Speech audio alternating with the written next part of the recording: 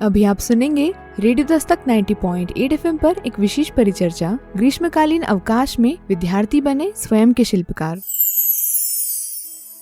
नमस्कार दोस्तों, स्वागत है आप सभी का आपके अपने और उज्जैन के पहले community radio station radio Dastak 90.8 FM पर। मैं हूं आपके साथ आपकी दोस्त अमृता। और दोस्तों, आज हम लेकर आए हैं आपके लिए एक विशेष कार्यक्रम। जैसा कि हम सभी जानते ही हैं कि बच्चों के ग्रीष्मकालीन अवकाश चल रहे हैं। कई बच्चे इस दौरान अन्य गतिविधियां सीखने का प्रयास करते हैं और कई इसे आराम और मनोरंजन का समय मानते हैं। और इसी विषय पर आज हम चर्चा करने वाले हैं। यानी कि आज की हमारी इस विशेष चर्चा का विषय है ग्रीष्मकालीन अवकाश में विद्यार्थी बने स्वयं के शिल्पकार। जी हाँ दोस्तों, आज जब मोबाइल, इंटरनेट और आराम प्रियता ने बच्चों को व्यस्त तो कर रखा है, लेकिन कहीं ना कहीं हम ये भी देख रहे हैं कि सक्रियता और सृजनशीलता में कमी भी होती जा रही है। ऐसे समय में ये विषय और भी जरूरी हो जाता है। और आज इसी महत्वपूर्ण विषय पर हमारे साथ इस चर्चा में जुड़ रहे हैं उज्जैन के जिला शिक्षा अधिकारी महोदय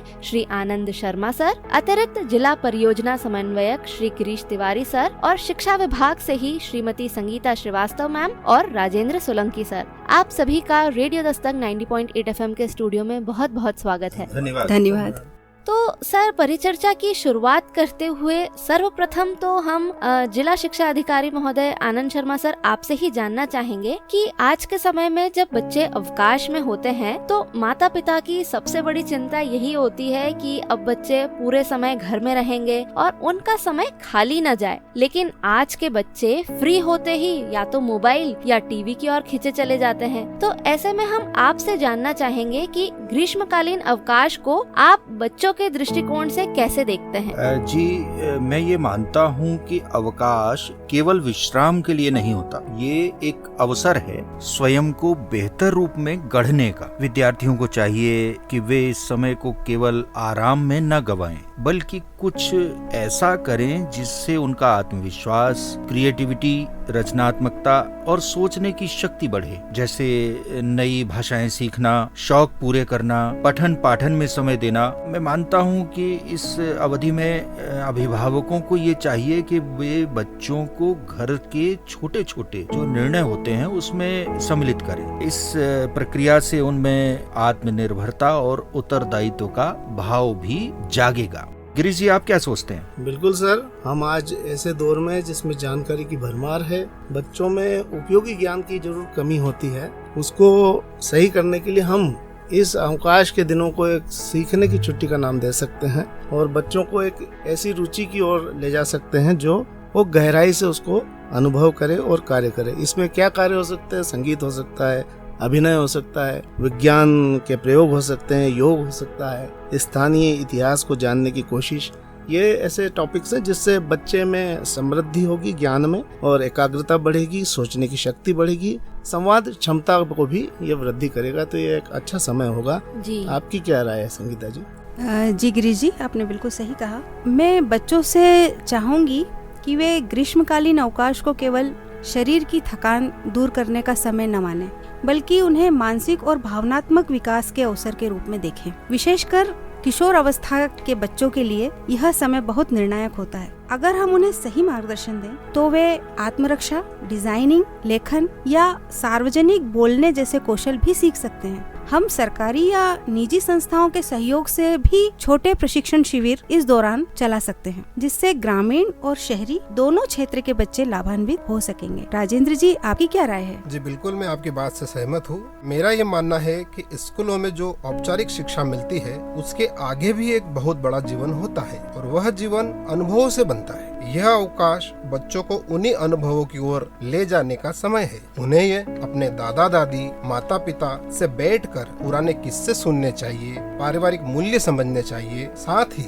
बागवानी, चित्रकारी और रसोई जैसे घरेलू कार्य में भी भाग लेना चाहिए ताकि उनमें आत्मसम्मान और सहभागिता की भावना विकसित हो। जी बिल्कुल, बहुत ही सही बात कही आप सभी लोगों ने। और जैसा कि हम देख रहे हैं कि आज का बच्चा जो है वो डिजिटल युग में जी रहा है, डिजिटल साधनों की भरमार है उनके पास, जिसके कई सारे नकारात्मक पक्ष भी हमें देखने को मिलते हैं। और reels, video game games, chatting, आजकल इतने OTTs हैं उन पर सीरीज देखना, ऐसी सभी आदतें उनके समय को चुपचाप खा जाती हैं और पता ही नहीं चलता कि कितना समय उसमें व्यर्थ हो गया। ऐसे में डिजिटल युग के सकारात्मक पक्ष को कैसे बढ़ाया जाए, बच्चे कैसे संतुलन बना सकते हैं और कैसे डिजिटल साधनों का रचनात्मक उपयोग कर सकते हैं, आनंद सर हम आपसे जानना चाहेंगे। जो आपने विषय रखा है, मैं ये मानता हूँ कि ये सच है कि मोबाइल आज जीवन का अभिन्न हिस्सा बन चुका है, लेकिन इसका अतिरेक अत्यंत घातक है।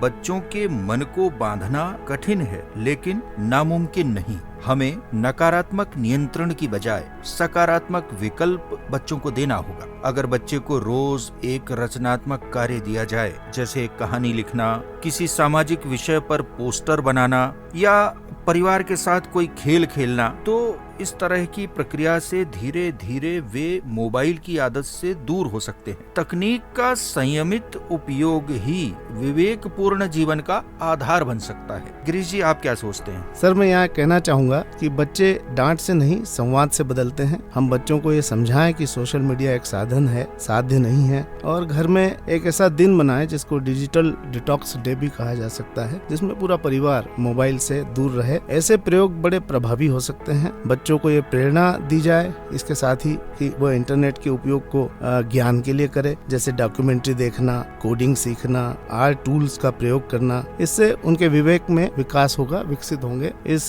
बारे में संगीता जी आप क्या कहती हैं? जी गिरीश जी, आपने बिल्कुल सही कहा। हम बच्चों को तकनीक से डराकर हटा नहीं सकते, लेकिन उन्हें तकनीक का सार्थक उपयोग करना जरूर सिखा सकते हैं। मैं चाहूंगी कि माता पिता बच्चों को ऐसे ऑनलाइन प्लेटफॉर्म से जोड़ें जो उन्हें सिखाने के लिए प्रेरित करें। आज बहुत से निशुल्क शैक्षणिक ऐप ऑनलाइन उपलब्ध हैं, जिनका उपयोग कर वे विषयों को रोचक ढंग से समझ सकते हैं। लेकिन यह तभी संभव होगा जब घर का वातावरण संवादात्मक हो, न कि केवल आदेशात्मक। राजेंद्र जी, आपकी क्या राय है? मेरा मानना है कि बच्चों पर अनुशासन केवल बड़ों द्वारा थोपा नहीं जाना चाहिए, बल्कि बच्चों को उनमें सहभागी बनाया जाए। यदि बच्चे स्वयं अपना डिजिटल टाइम टेबल बनाएं और सप्ताह में उनका मूल्यांकन करें, तो धीरे धीरे उनमें आत्मनियंत्रण आएगा। अगर उन्हें उपलब्धि आधारित लक्ष्य दे, जैसे बिना मोबाइल के 1 सप्ताह बिताने पर कोई पुरस्कार, तो वह खेल खेल में एक आदत बन सकता है।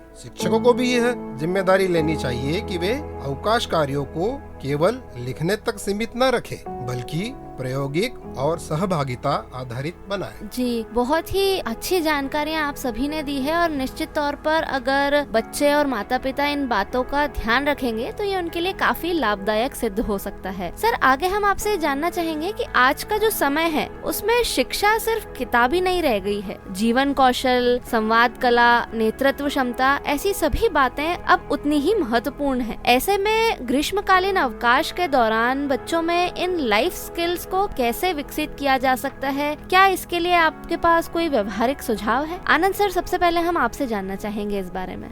बिल्कुल, ये अत्यंत आवश्यक प्रश्न है। जीवन में सफल वही होता है जो परिस्थितियों को समझकर निर्णय ले सके, संवाद कर सके और टीम में काम करना जानता हो। अवकाश में बच्चों को छोटे सामाजिक प्रोजेक्ट्स, जैसे अपने मोहल्ले में स्वच्छता अभियान, वृद्धजनों से संवाद या कक्षा स्तर के नेतृत्व अभ्यास दिए जा सकते हैं। स्कूल स्तर पर ग्रीष्मकालीन स्किल क्लब्स भी बन सकते हैं, जहां बच्चे एक दूसरे से सीखें और सिखाएं। ये समय करके सीखने का सबसे अच्छा मौका होता है। गिरीश जी, आप क्या सोचते हैं? सर, हमारी शिक्षा व्यवस्था में व्यक्तित्व निर्माण को अगर केंद्र में लाएं तो बच्चों के जीवन कौशल में अपने आप विकास होगा। जीवन कौशल में विकास के लिए कई साधन हो सकते हैं, जैसे बच्चों को कहानियां सुनाना, स्टोरी टेलिंग कराना, संवाद लेखन कराना, मंच संचालन जैसी गतिविधियों को शामिल करना, और भी इसमें छोटी उम्र के बच्चों के साथ समूह में कार्य करने का अभ्यास भी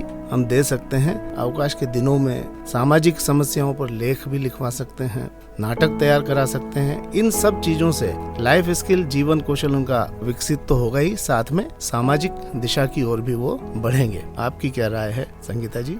जी गिरीश जी, आपने बिल्कुल सही कहा है। इन सब गतिविधियों से बच्चों में नेतृत्व और संवाद कौशल स्वाभाविक रूप से आता है, बस उन्हें अवसर चाहिए।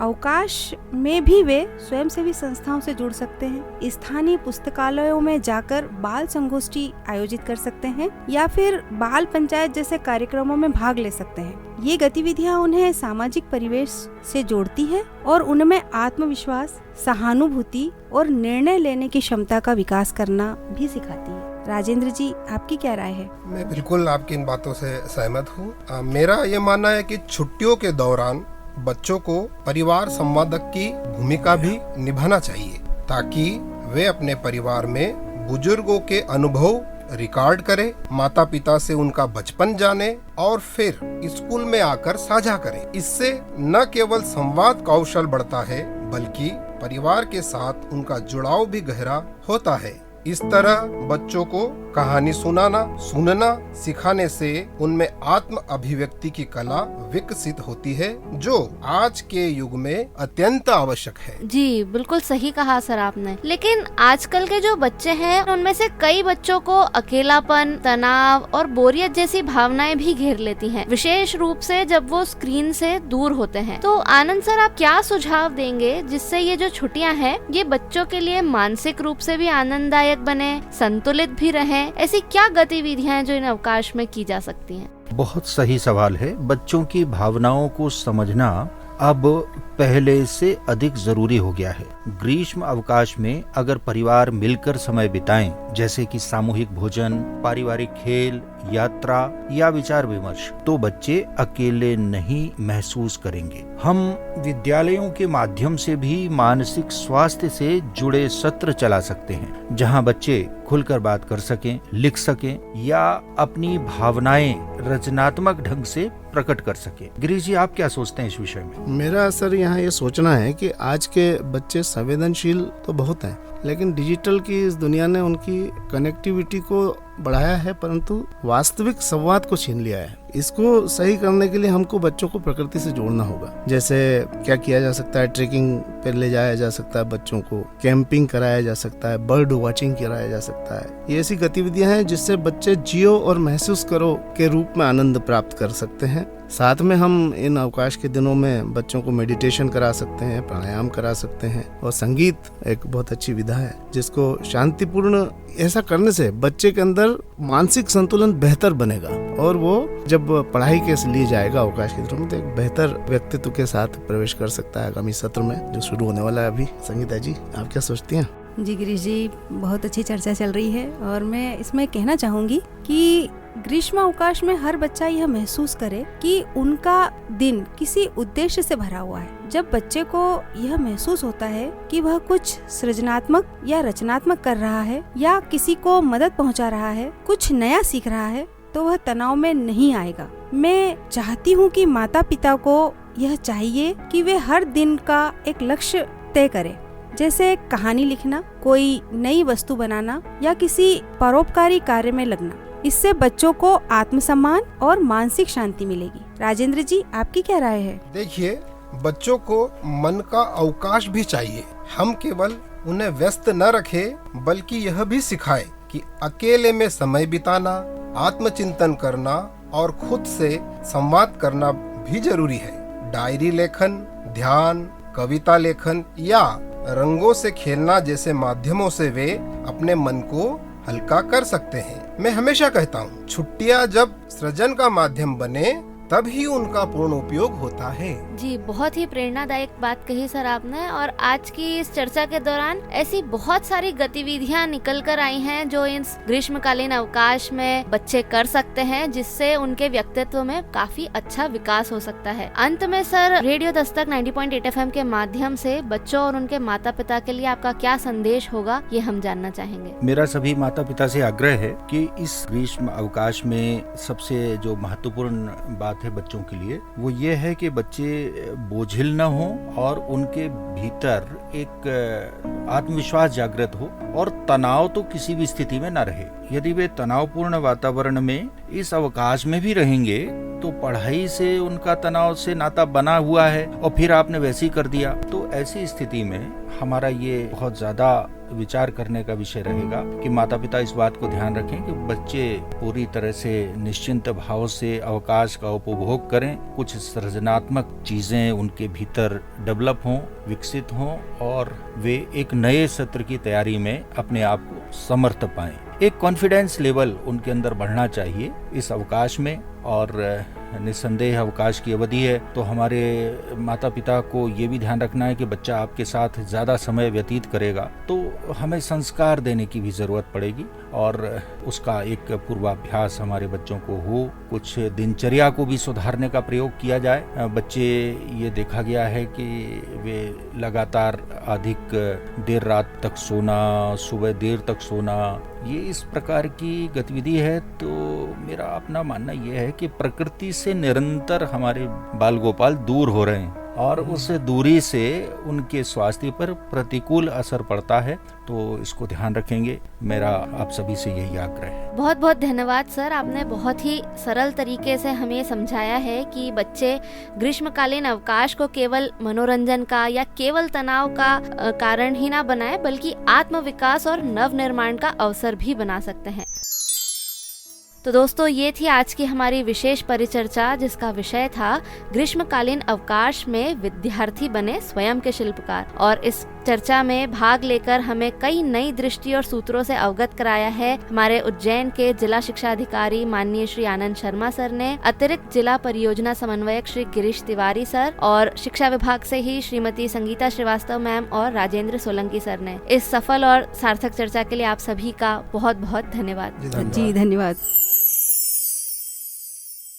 तो दोस्तों, निश्चित ही आज की ये बातचीत सभी विद्यार्थियों के लिए और उनके अभिभावकों के लिए बहुत ही उपयोगी और महत्वपूर्ण चर्चा रही है। और मुझे यकीन है कि आज की इस बातचीत ने हमें ये सोचने पर मजबूर कर दिया है कि समय को केवल व्यतीत नहीं किया जाता बल्कि निवेश किया जाता है। और इस निवेश का सबसे अच्छा तरीका यही है कि हम अपने अंदर की क्षमताओं को पहचानें, उन्हें आकार दें और एक बेहतर इंसान बनने की दिशा में काम करें। तो आप सभी विद्यार्थियों और उनके माता पिता से हमारा यह आग्रह है कि इस अवकाश के समय को रचनात्मक, जिम्मेदारी और प्रेरणा से भरपूर बनाएं। शब्दों में तो हम बात कर सकते हैं लेकिन असली बदलाव तभी आएगा जब हम उसे जीवन में उतारेंगे। तो इसी उम्मीद और विश्वास के साथ कि आप सभी इस अवकाश को सार्थक बनाएंगे और सभी विद्यार्थी कुछ न कुछ नया और रचनात्मक जरूर करेंगे, हम लेते हैं आप सभी से विदा। अगले कार्यक्रम में फिर मुलाकात होगी एक नए विषय, नई सोच और नई ऊर्जा के साथ। तब तक के लिए आप सभी को धन्यवाद और नमस्कार। सुनते रहिए आपका अपना रेडियो दस्तक 90.8 FM। सुनेगा उज्जैन, बढ़ेगा उज्जैन। अभी आप सुन रहे थे रेडियो दस्तक 90.8 FM पर एक विशेष परिचर्चा ग्रीष्मकालीन अवकाश में विद्यार्थी बने स्वयं के शिल्पकार। सुनते रहिए आपका अपना रेडियो दस्तक 90.8 FM। सुनेगा उज्जैन, बढ़ेगा उज्जैन। रेडियो